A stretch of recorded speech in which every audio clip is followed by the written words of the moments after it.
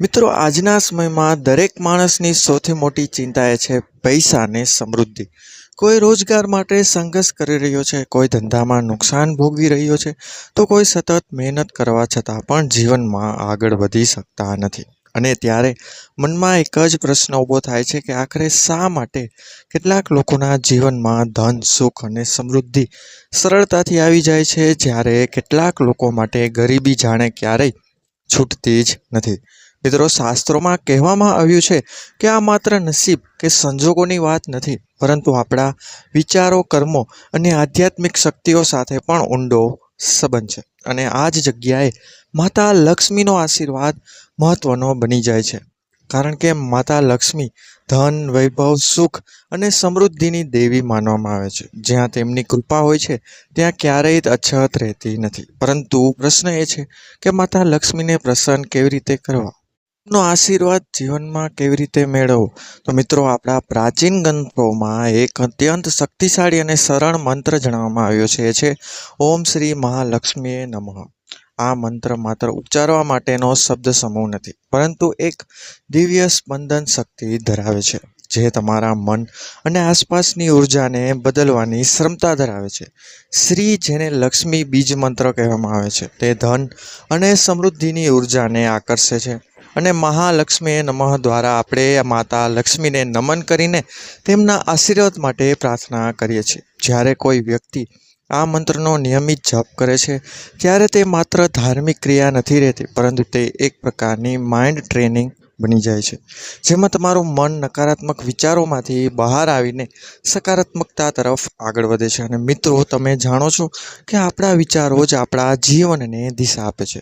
જો મનમાં હંમેશા ભય, તંગી અને નિરાશા રહેશે તો જીવનમાં પણ એ જ વસ્તુઓ વધશે.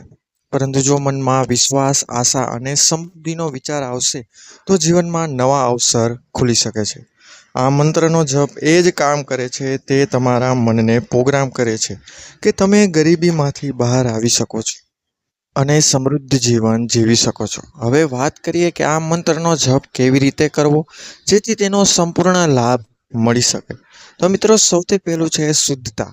સવારે વહેલા ઉઠીને સ્નાન કર્યા પછી સ્વચ્છ કપડાં પહેરો. ત્યારબાદ તમારા ઘરના કોઈ શાંત અને સ્વચ્છ સ્થળે બેસો, જ્યાં માતા લક્ષ્મીની મૂર્તિ અથવા ફોટો હોય. ત્યાં એક દીવો પ્રગટાવો, કારણ કે દીવો પ્રકાશ અને સકારાત્મકતા ઉર્જાનું પ્રતીક છે. ત્યારબાદ આંખ બંધ કરીને થોડા ક્ષણ માટે શાંત બેસો અને મનને એકાગ્ર કરો. હવે આ મંત્ર ઓમ શ્રી મહાલક્ષ્મીએ નમઃનો જપ શરૂ કરો. તમે 21 વાર, 51 વાર, 108 વાર કરી શકો છો. 108 આંકડો આધ્યાત્મિક રીતે ખૂબ મહત્વનો માનવામાં આવે છે, કારણ કે તે પૂર્ણતા અને સંતુલનનું પ્રતીક છે. પરંતુ જો તમારી પાસે સમય ઓછો હોય તો ઓછામાં ઓછા 21 વાર જરૂર જપ કરો. મહત્વનું એ નથી કે તમે કેટલી વાર જપ કરો છો, પરંતુ એ છે કે તમે કેટલા વિશ્વાસ અને એકાગ્રતાથી કરો છો. મિત્રો, ઘણીવાર લોકો એક મોટી ભૂલ કરે છે કે તેઓ થોડા દિવસ મંત્ર જપ કરે છે અને તરત જ પરિણામની અપેક્ષા રાખે છે, જ્યારે આધ્યાત્મિક પ્રક્રિયા ધીમે ધીમે કામ કરે છે. જો તમે આ મંત્રનો સતત 21 દિવસ, 40 દિવસ અથવા 90 દિવસ સુધી નિયમિત જપ કરો તો ચોક્કસ તમારા જીવનમાં બદલાવ જોવા મળશે. શરૂઆતમાં કદાચ તમને કોઈ મોટો ફેરફાર નહીં લાગે, પરંતુ ધીમે ધીમે તમારા વિચારો બદલાશે. તમે વધુ પોઝિટિવ બનશો, તમારા નિર્ણય વધુ સચોટ બનશે અને તમે એવા અવસર તરફ આકર્ષિત થશો જે તમારા જીવનને સુધારી શકે છે. અહીં એક ખૂબ જ મહત્વપૂર્ણ વાત સમજવી જરૂરી છે કે મંત્ર કોઈ જાદુ નથી કે રાતોરાત તમને અમીર બનાવી દેશે. મંત્ર તમને આંતરિક શક્તિ આપે છે, તમને યોગ્ય દિશા બતાવે છે, પરંતુ મહેનત તો તમને જ કરવી પડશે. માતા લક્ષ્મી ત્યાં જ સ્થાયી રહે છે જ્યાં મહેનત, ઈમાનદારી અને સ્વચ્છતા હોય. જો તમે ખોટા રસ્તે પૈસા કમાવવાનો પ્રયાસ કરો છો, શોર્ટકટ લો છો અથવા આળસ કરો છો, તો માત્ર મંત્ર જપથી કંઈ બદલાશે જ નહીં.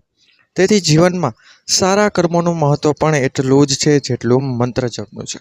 હવે વાત કરીએ કેટલી વધારાની બાબતોની જે લક્ષ્મીજીને પ્રસન્ન કરવા માટે ખૂબ મહત્વપૂર્ણ માનવામાં આવે છે. જેમાં છે સૌપ્રથમ સ્વચ્છતા. શાસ્ત્રોમાં કહેવામાં આવ્યું છે કે જ્યાં ગંદકી હોય ત્યાં લક્ષ્મીજી ક્યારેય વસવાટ કરતા નથી. તેથી તમારા ઘરને હંમેશા સ્વચ્છ અને સુવ્યવસ્થિત રાખો. ખાસ કરીને રસોડું અને પ્રવેશદ્વાર સાફ રાખવું ખૂબ મહત્ત્વનું છે. બીજી વાત છે દાન.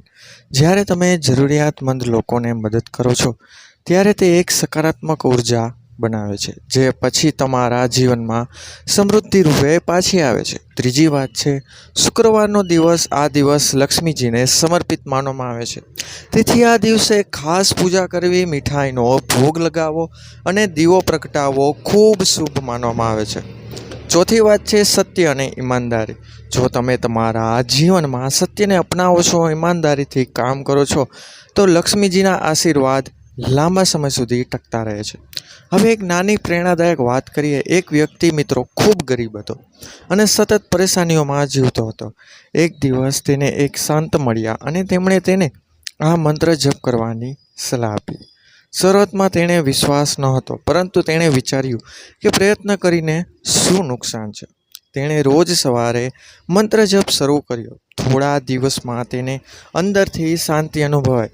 પછી તેણે પોતાના કામ પર વધુ ધ્યાન આપવાનું શરૂ કર્યું. તે વધુ મહેનત કરવા લાગ્યો અને નવા વિચારોથી કામ કરવા લાગ્યો. ધીમે ધીમે તેના જીવનમાં ફેરફાર આવવા લાગ્યા. તેની આવક વધવા લાગી અને થોડા વર્ષોમાં તે સફળ માણસ બની ગયો.